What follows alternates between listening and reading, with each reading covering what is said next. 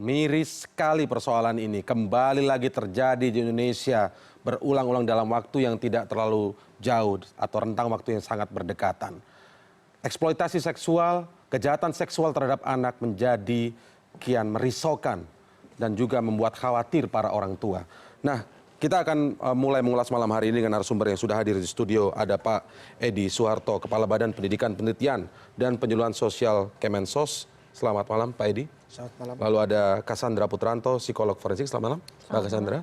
Lalu melalui sambungan telepon juga telah tersambung dengan kami anggota Komisi 8 DPR Maman Imanul Haq dan juga melalui sambungan telepon Brigjen Agung Setia, Direktur Tindak Pidana Ekonomi Khusus Bareskrim Polri. Saya ke Pak Agung Setia terlebih dahulu. Selamat malam Pak Agung.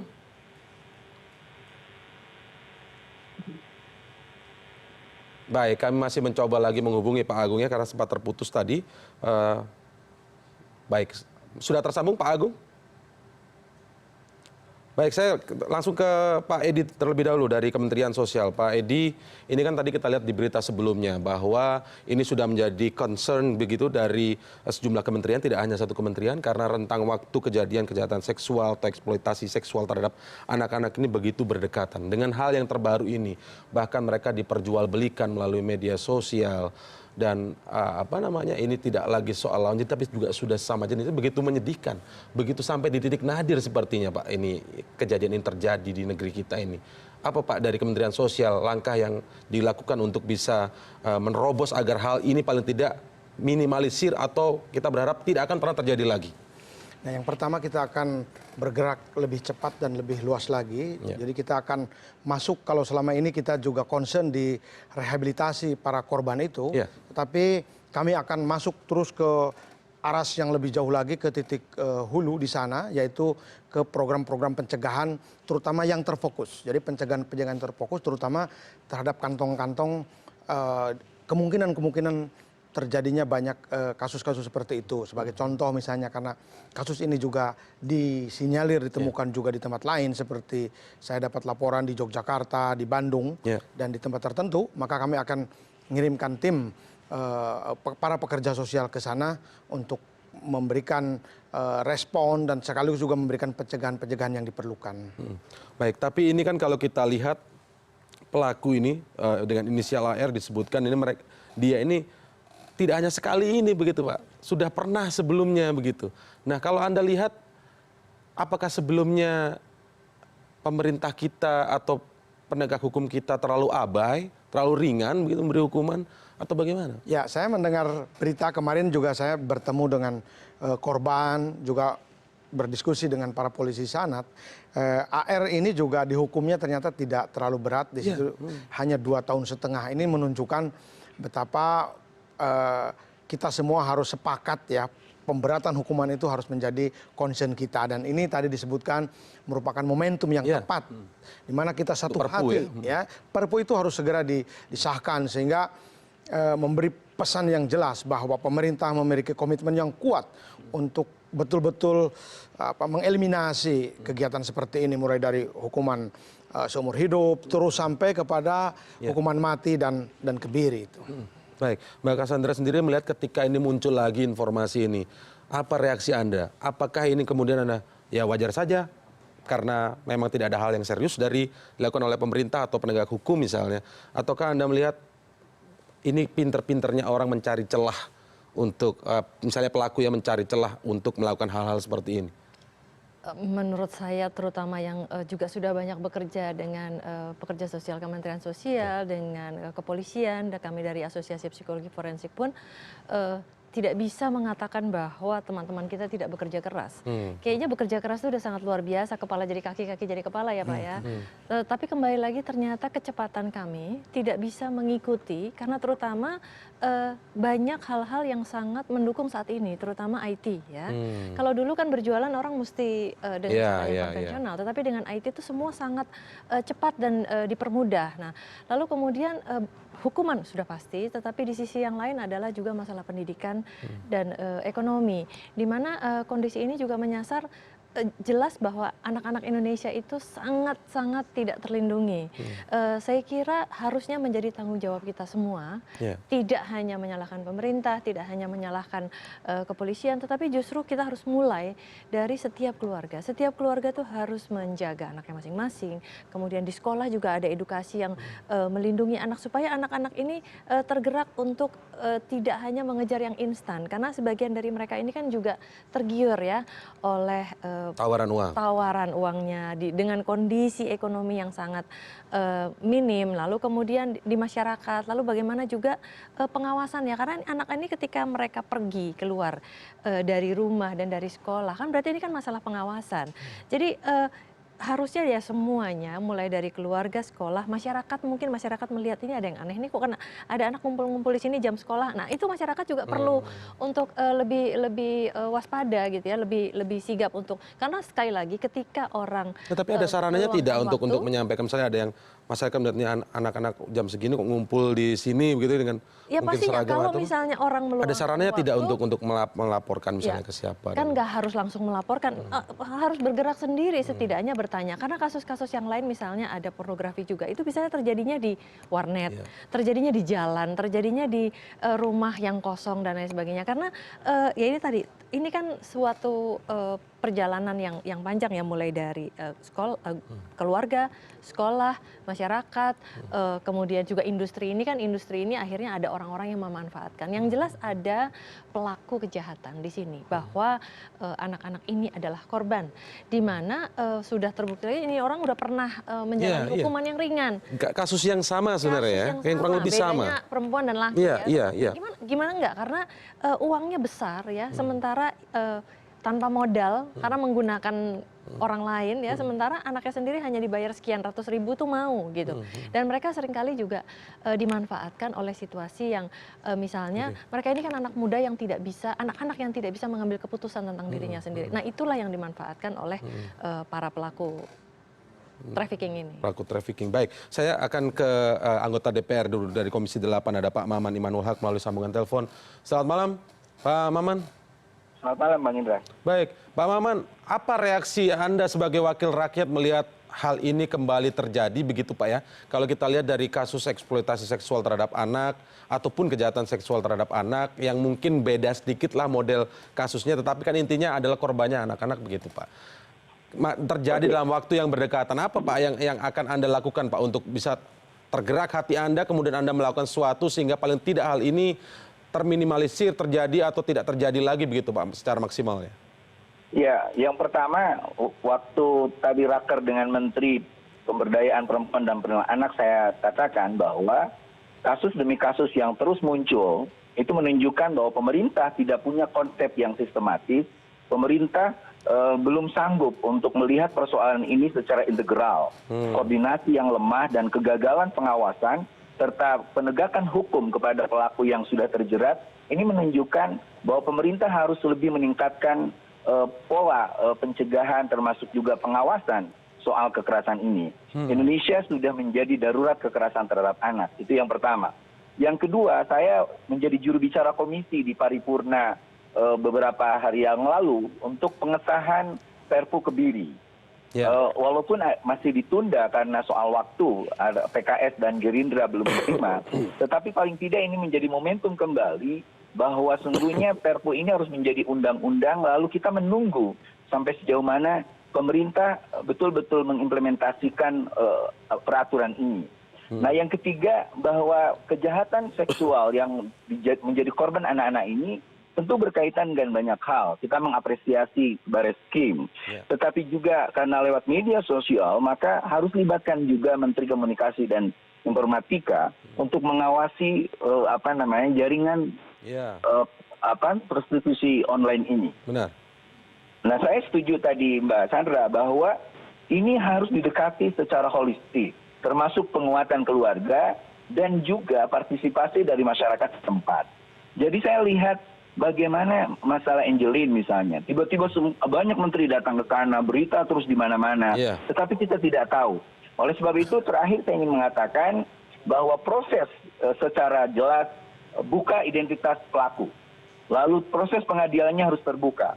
berikan hukum seberat-beratnya, dan DPR tentu akan mengupayakan mengajukan kepada prolegnas prioritas soal penghapusan kekerasan seksual seperti itu terhadap perempuan dan juga tentu perlindungan terhadap anak. Saya jujur banyak sekali masyarakat berpartisipasi di satgas-satgas perlindungan anak, tetapi tanpa kerjasama yang solid, tanpa koordinasi, konfirmasi, dan komunikasi yang jelas, kasus ini akan terus terjadi di mana-mana.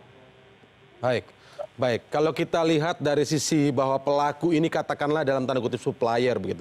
Mengapa pelaku yang kambuhan ini sudah pernah terjerat kasus, lalu kemudian berulang lagi setelah bebas dari hukumannya, melakukan hal yang sama lagi begitu. Artinya ada permintaan pasar yang besar.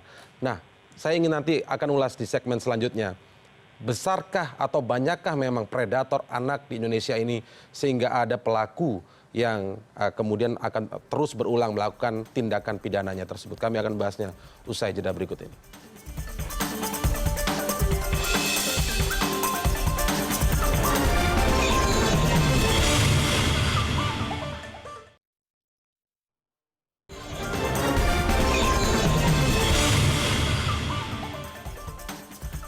Baik, saya sudah tersambung juga dengan Brigjen Agung Setia yang merupakan Direktur Tindak Pidana Ekonomi Khusus dari Barreskrim Polri. Tapi saya ingin lanjutkan sedikit ke Pak Maman karena memang ada urusan yang harus segera dilakukan lagi yang lain begitu ya. Pak Maman, tadi Anda sempat singgung bahwa pemerintah sejauh ini tidak punya konsep yang sistematis. Saya cuplik dari kalimat Anda sendiri, tidak punya konsep yang sistematis untuk menangani hal seperti ini. Konsep yang sistematis itu maksudnya yang bagaimana Pak, sehingga bisa kita wujudkan bersama-sama setelah kita berbincang malam hari ini? Ya, kita harus menginventarisir dari satu kejadian dan kejadian lain, tidak lalu ditanggapi secara emosional, tetapi secara rasional dan sistematis. Melibatkan berbagai elemen termasuk institusi pemerintahan. Misalnya kasus yang di Cipayung ini, dia adalah mantan narapidana. Ini kan berarti ada persoalan yang tidak selesai di badan pemasyarakatan, lembaga permasyarakatan. Bagaimana mungkin orang yang sudah dihukum melakukan lagi? Itu kasus bukan hanya soal prostitusi, tetapi juga soal terorisme dan lain sebagainya. Nah, oleh sebab itu lebih baik daripada semua mengunggulkan misalnya Mensos, kami punya begini, lalu Menteri Pemberdayaan Perempuan dan Perlindungan Anak punya begini, lebih baik kembali duduk bersama di bawah koordinator Menko PMK, lalu merumuskan sesuatu yang lebih berjangka jauh, sistematis. Melihat, menganalisis satu persatu, lalu mengambil benang merah. Kita tidak mungkin terus-menerus menghadapi persoalan gunung es, soal kekerasan terhadap anak, hanya dengan ego sektoral menunjukkan bahwa kami telah melakukan A, B, C, D, tetapi ternyata kejadiannya terjadi lagi dan terjadi lagi. Kita pun harus mengevaluasi sampai sejauh mana proses hukum, misalnya kepada pelaku predator yang terjadi di Kediri itu, ternyata hukumannya begitu ringan. Proses hukumnya kadang-kadang di beberapa tempat karena melibatkan keluarga dekat di dropping, tidak dilanjutkan. Makanya Perpu Kebiri ketika menjadi undang-undang bukan hanya menjadi hadiah untuk hakim, tetapi harus mendorong kepolisian dan kejaksaan memperkuat penyelidikan terhadap kekerasan terhadap anak ini. Oke, baik. Terima kasih Pak Maman Imanul Haq. Ya, saya mohon maaf Pak Indra. Ya, salam kepada semuanya. Baik, kami hargai. Terima kasih waktu Anda. Walaupun singkat, tetapi tadi ada kritik yang nanti saya akan tanyakan juga ke sejumlah narasumber yang lain. Sekarang saya ingin beralih dulu ke Pak Agung Setia, yang merupakan Direktur Tindak Pidana Ekonomi Khusus Barreskrim Polri. Saya ingin tahu kelanjutan kasus, Pak. Jadi dari 99 anak yang disebutkan di sini itu, apakah memang 99-nya itu sudah diketahui keberadaannya, atau masih beberapa orang saja sebenarnya, Pak? Sampai hari ini kita sudah ketahui 8 orang, dan itu semuanya dari 99 itu juga kita identifikasi itu tidak semuanya anak-anak. Ada yang sudah 19 tahun, ada yang 18 tahun. Oke. Itu sudah dewasa. Baik, tapi sebagian besar anak-anak atau bagaimana? Atau sudah memang berusia di atas usia remaja begitu? Saya akan klarifikasi dulu karena saya pikir kita perlu data ini valid untuk memastikan berapa banyak yang anak dan yang dewasa. Baik, sejauh ini 8 anak itu dalam kondisi yang bagaimana, Pak? Ya, semuanya kondisinya secara fisik sehat, hanya kemudian kita tahu kita mesti harus lindungi mereka dengan maksimum, dan kita komunikasikan dengan keluarga, dan kemudian keluarga menyerahkan ke rumah aman untuk dilakukan terapi bagi mereka. Iya. Saya pikir ini satu langkah yang awal yang untuk kita memastikan bahwa korban-korban ini ditangani dengan baik. Baik, Pak, kalau memang baru 8 anak, angka 99 ini Anda dapatkan dari mana? Apakah dari penyidikan terhadap salah satu tersangka atau bagaimana, Pak? Kalau kita lihat dari Facebook Berondong Bogor ini, kita bisa lihat di sana nama-nama anak-anak yang dijajakan oleh pelaku ini, dan kita sudah coba mengidentifikasi itu. Dan kita lihat dari daftar yang ada di Facebook Berondong Bogor itu. Baik, apakah saat dari media sosial itu Anda sudah mengetahui tersangka bernama AR ini yang dulu pernah juga ditahan dalam kasus yang serupa lah, mirip sedikit lah Pak, hanya beda soal kelaminnya saja begitu. Apakah langsung mengetahui saat itu juga ataukah setelah ditangkap, Pak? Kita tahu setelah ditangkap karena mereka menggunakan identitas yang berbeda juga yang ada di Facebooknya.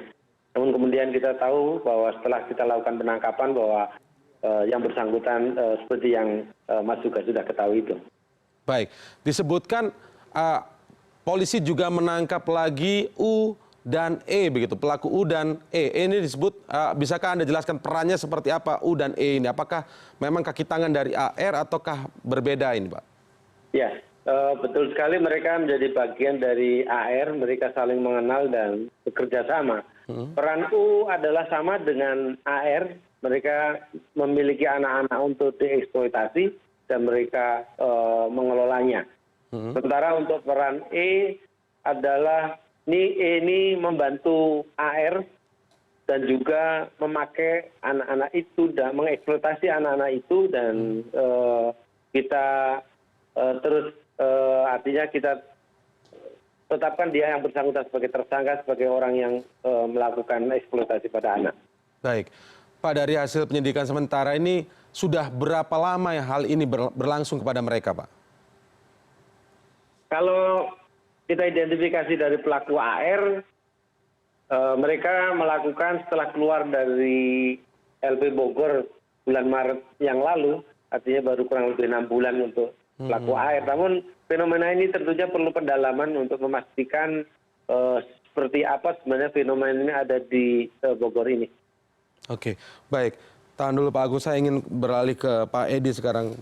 Itu kan informasi yang terbaru kita dapatkan dari Pak Agung dari kepolisian penanganan kasusnya. Tapi saya ingin kembali ke soal bicara konsep sistematis tadi, Pak. Ada kritik dari Pak Maman, dari anggota Komisi 8 DPR RI yang mengatakan bahwa pemerintah kita tidak punya konsep sistematis. Dia contohkan begitu antar kementerian seperti ada ego sektoral, kementerian satu dan yang lainnya mengklaim punya hal-hal yang sudah bagus begitu, sehingga tapi tidak terjadi satu kesatuan untuk menangani masalah ini secara komprehensif begitu. Bagaimana Pak Anda menanggapi dari ya, Kementerian saya kira Sosial? sebagai sebuah masukan ini sangat baik sekali bahwa memang kerjasama, koordinasi itu memang tetap harus perlu ditingkatkan. Tetapi bahwa selama ini kita juga telah banyak berkoordinasi. Contoh dengan Barreskrim dengan kepolisian, bagaimana kita selama ini bergandengan tangan apabila ada korban ke Barreskrim lalu dikirim ke Kementerian Sosial dan seterusnya. Atau apabila korban-korban itu juga telah dirawat di RPSA di kita juga bekerja sama dengan rumah sakit kepolisian di Kramat Jati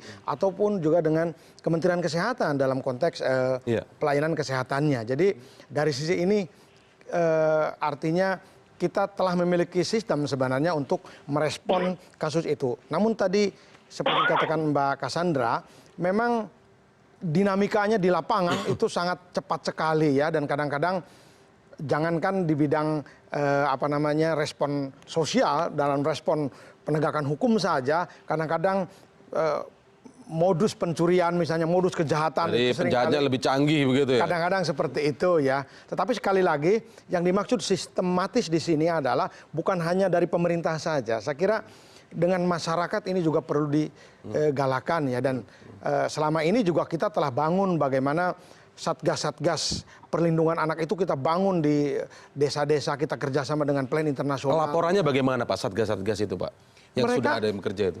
Ya, ini Indonesia itu sangat besar sekali ya, sekali lagi. Jadi kita seperti di daerah-daerah Kebumen yang kita dirikan satgas seperti itu atau lembaga perlindungan anak berbasis masyarakat sangat rendah.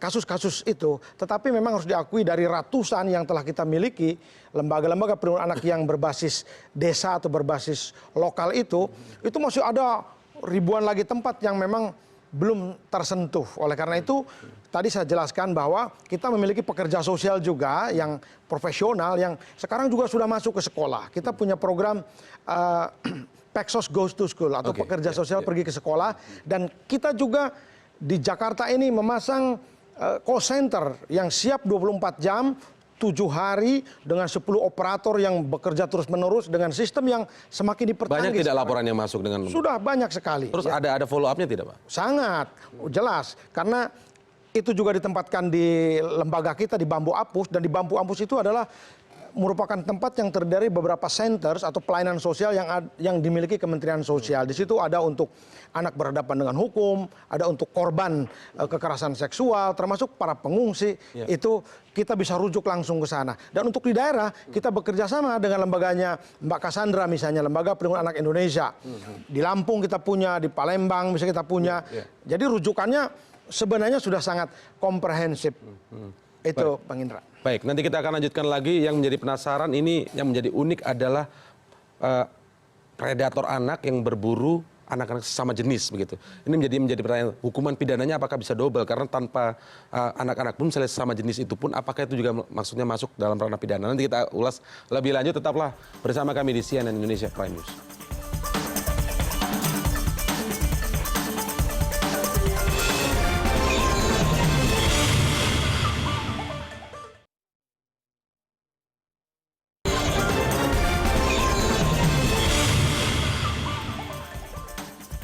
Jika melihat modus yang dilakukan oleh pelaku AR ini, pelaku ini sudah bukan pertama kali melakukan hal ini, sudah pernah mendapatkan hukuman juga, walaupun saat itu hukumannya ringan begitu Pak ya, hanya 2 tahun setengah ya, 2 tahun setengah penjara.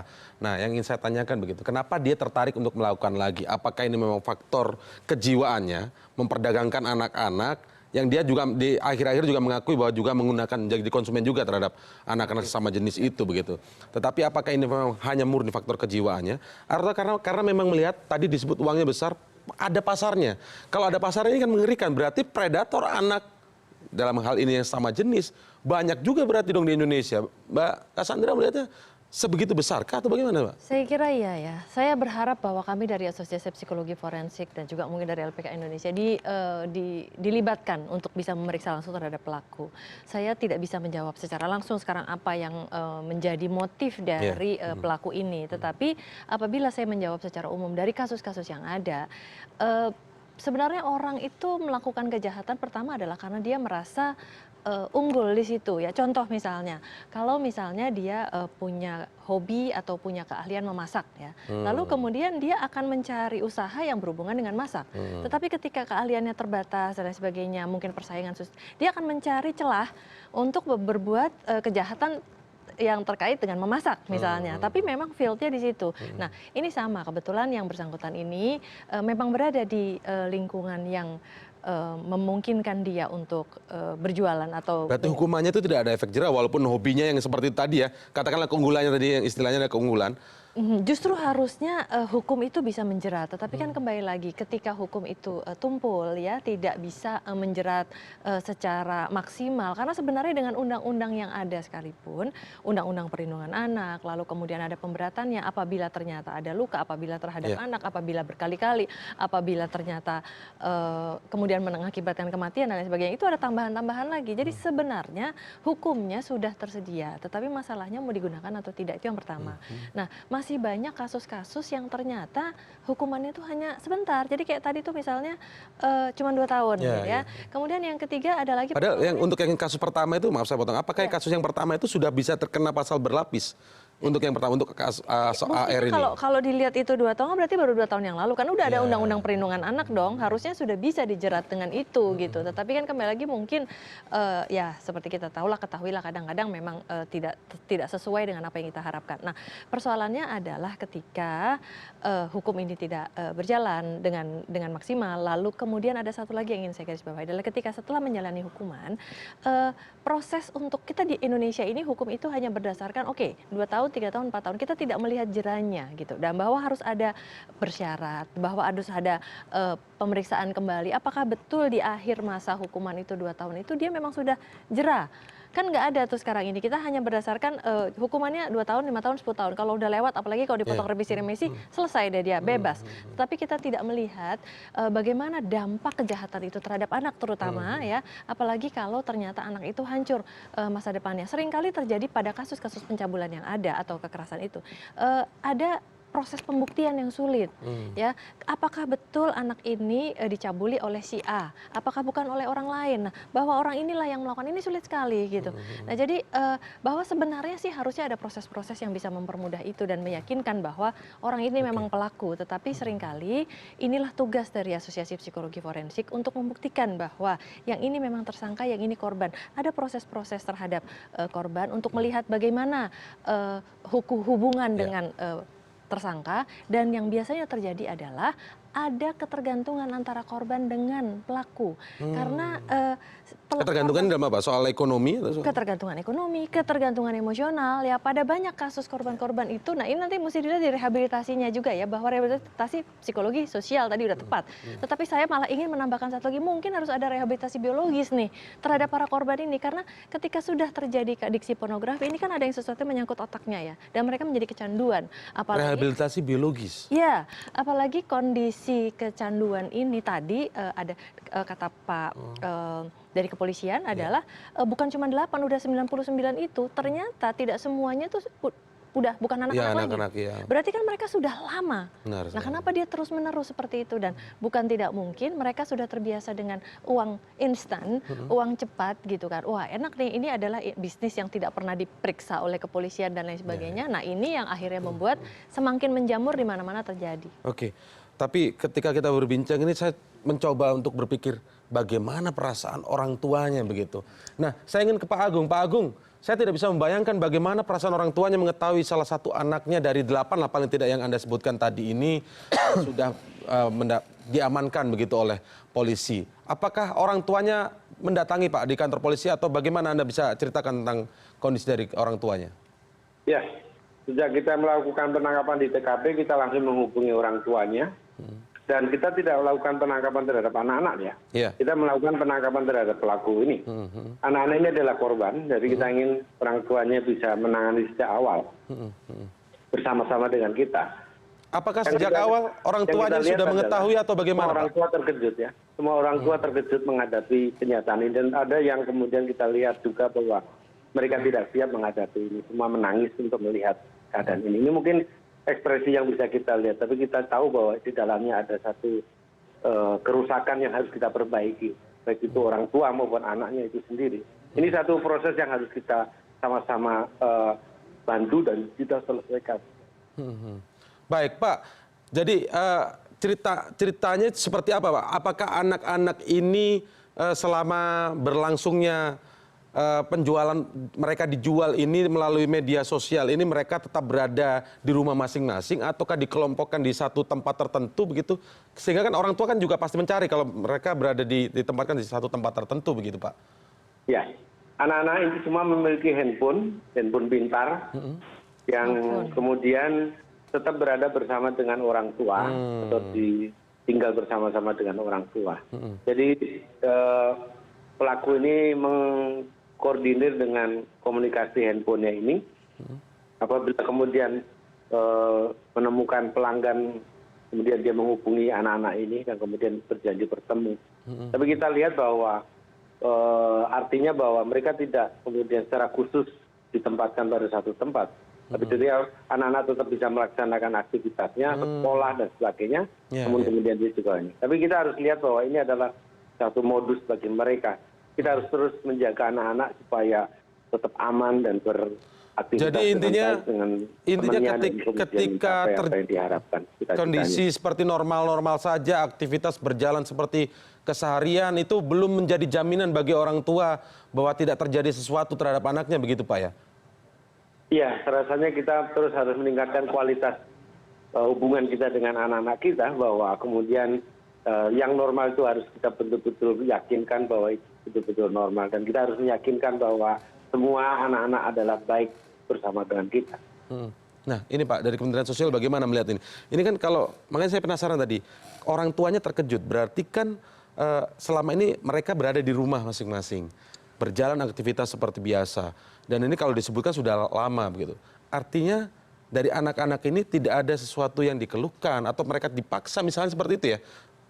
Nah ini bagaimana Pak untuk mengetahui, mengungkap sejak awal agar orang tua yang di rumah ini juga kekhawatirannya menjadi agak reda ketika mendengar penjelasan Bapak ini? Ya kalau dari pengamatan saya ketika bertemu dengan ibu para korban, lalu menginterview, berwawancara dengan anak-anak juga, walaupun mereka ada di rumah, tapi saya menemukan ada relasi-relasi yang terganggu di antara mereka. Yang pertama, ada 2 anak memang yang malah sudah terpisah dari keluarganya, dia mengontrak sendiri begitu ya. Dan berikutnya juga memang anak ada di dalam rumah itu, tetapi tidak ada hubungan yang hangat antara anak dan orang tua itu. Itu yang Udah pertama. sendiri-sendiri urusannya. Tidak ada komunikasi yang baik. Sebagai contoh, anaknya punya HP sendiri. Kadang-kadang ibu tidak sempat mengontrol apakah sudah sejauh mana hubungan-hubungan anak itu dengan dunia luar melalui alat handphone itu. Itu yang saya tangkap ya. Oleh karena itu saya sependapat tadi dengan Mbak Cassandra bahwa memang ada yang harus diperkuat. Yang pertama adalah kapasitas anaknya dalam menghadapi krisis-krisis atau tantangan-tantangan yang ada di luar yang kami sering menyebutnya sebagai imunisasi sosial. Jadi mereka perlu disuntik ya dengan kekuatan-kekuatan tentu informasi, bagaimana mencegah, bagaimana mengenal predator dan lain-lain. Yang kedua adalah imunisasi sosial terhadap ibu atau keluarganya ya, ibu dan bapaknya di situ harus mengetahui paling tidak gejala-gejala awal bagaimana anak menunjukkan perilaku-perilaku yang menyimpang misalnya. Nah, selama ini saya ketemu dengan salah satu ibu dari anak itu dengan beberapa bapak yang hadir di situ. Mereka menunjukkan hal yang terkejut, tetapi dari keterkejutan itu mereka menurut saya memiliki kekurangan informasi. Mereka ketinggalan tentang fenomena yang berada di luar ini. Yang berikutnya lagi ingin saya flashback lagi ke kasus Y yang ada di Bengkulu. Waktu itu saya datang juga ke TKP di sana. Itu anak-anak yang mohon maaf yang juga melakukan pemerkosaan terhadap Ananda Y itu orang tuanya bahkan tidak tahu bagaimana cara menggunakan HP. Sementara anak-anaknya sudah begitu jauh menggunakan HP untuk membuka situs-situs pornografi. Jadi jangan ada gap komunikasi dan juga gap teknologi juga begitu ya. Betul. Gap misalnya bertemu dengan anak jarang atau jarang berkomunikasi, lalu juga gap soal teknologi jangan terlalu ketinggalan amat begitu Pak ya. Nah, ya contoh soal komputer misalnya, anak sekarang bermain komputer sendiri. Harusnya sebenarnya mendampingi komputer itu sebaiknya anak tidak terpisah di kamarnya, tetapi di tempat-tempat yang juga dilintasi oleh orang tua. Taruhlah komputer itu di tengah rumah atau di ruang tamu. Tidak boleh anak yang masih kecil dengan umur tertentu itu berada sendirian di dalam kamarnya begitu. Oke, baik. Terakhir Mas, sebagai penutup, kalau kita lihat apa yang dijelaskan oleh Pak Agung tadi, kan ini sebenarnya anak-anak memang menjadi korban. Gitu. Ya. Tapi ketika mereka tetap berada keseharian aktivitas di rumah, berarti kan ada rasa mereka tidak dipaksa ini begitu kan? Ya. Nah ini apakah berpotensi bagi mereka nanti suatu saat sifat seperti itu akan bisa menjadi menular, lalu kemudian mereka justru kita tidak ingin menjadi pelaku begitu?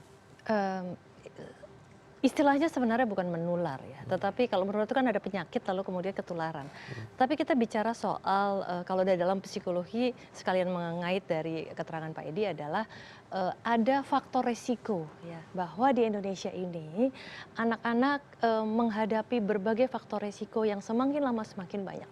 Mulai dari resiko kemiskinan, pendidikan rendah, keluarga yang terpecah, keluarga yang tidak punya komunikasi, kemudian konflik, lalu ditambah dengan teknologi informasi, kemudian gaya hidup yang tinggi, lalu ada juga narkoba, ada alkohol, dan pornografi, adiksi pornografi melalui internet. Itu semua adalah faktor resiko. Nah, risk factor itu kemudian seharusnya didampingi oleh resilience yang tadi kalau kata Bapak istilahnya imunisasi sosial.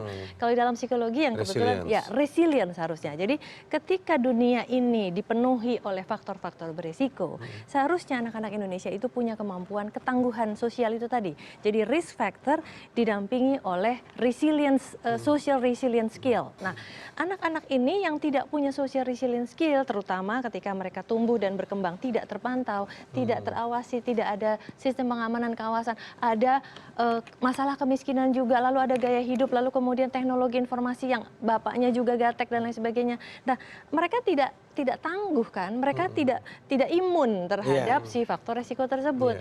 Lalu ketika mereka sudah terkena, inilah yang menjadi bahayanya, karena adiksi pornografi itu akan menyerang otaknya. Mereka akan jadi kecanduan. Coba tadi diperhatikan adalah dulunya anak-anak, lalu kemudian sekarang udah menjadi dewasa dan dia terus melakukan itu.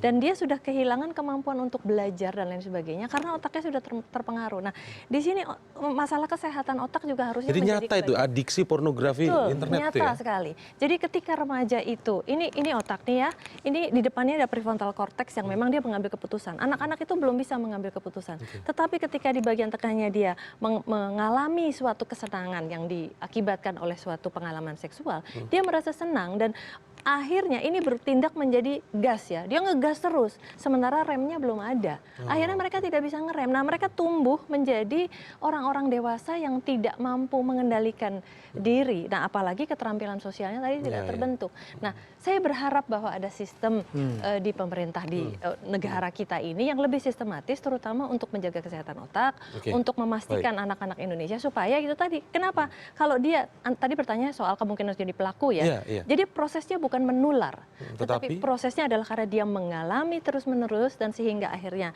dia tidak punya kontrol terhadap perilakunya. Tidak bisa mengerem itu tadi menjadi adiktif. Nah, kalau sudah adiktif yang tadinya dia menunggu atau menjadi korban, lalu kemudian dia akan menjadi pelaku. Menjadi berburu begitu menjadi berburu, iya, yang tadinya diburu dia menjadi berburu. Jadi prosesnya adalah bukan proses ketularan, tetapi adalah proses belajar yang melibatkan fungsi otak tersebut. Baik, kita harapkan memang segera berakhir, memang kasus ini bisa diusut tuntas, tidak hanya berhenti diusut tuntas, tapi ada hukuman yang bisa juga untuk memberatkan, karena memang salah satu pelaku ini sudah berulang kali melakukan hal ini dan benar-benar bisa diungkap tuntas dan berhenti sampai di sini eksploitasi maupun kejahatan seksual terhadap anak. Untuk sementara, terima kasih atas perbincangan malam hari ini, terima kasih Mbak Cassandra, terima kasih Pak Edi dan juga Pak Agung Setia dari sambungan telepon, terima kasih, selamat malam. Selamat malam.